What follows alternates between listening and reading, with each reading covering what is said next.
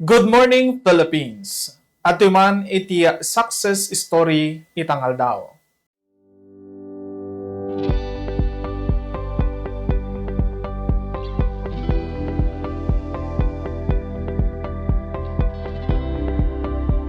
May pampanakal ti may sa triathlete kalpasan nga inyawid na ti kaunaan a cycling crown para iti syudad ti Baguio iti naisangkat a hari ng ahon.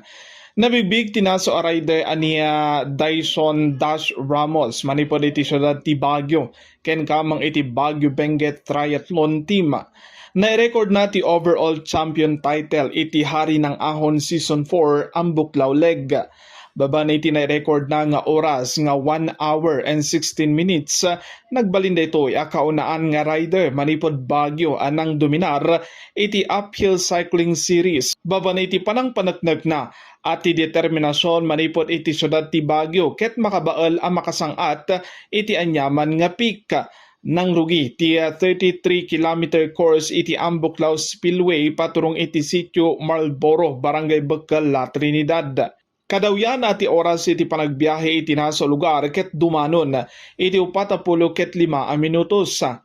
Manipod iti sangagusot 70 ang naglalaban manipod iti nagduduma lugar ti race winulumba ket sanlang asa ti kasapulan no diket kasapulan iti estratehiya, stamina ken determinasyon. Gapo iti disiplina nga impakita ni Ramos daytoy tinangabak iti naso a karera. Ti ahon season 4 ang Buklaw Leg ket inorganisar ti all-out multi-sports baban iti panakikoordinarda iti Baguio, La Trinidad, Itogon, Sablan, Tuba, Tublay Development Authority. Iti sidong ti administrator ni Dr. Maria Monica Costales. Para kini Ramos ti panagbaligi na ket mangmarka iti sanlaang apara iti tropeo no diket kas maysa apagwadan dagiti ubing nga atleta iti syudad ti Baguio.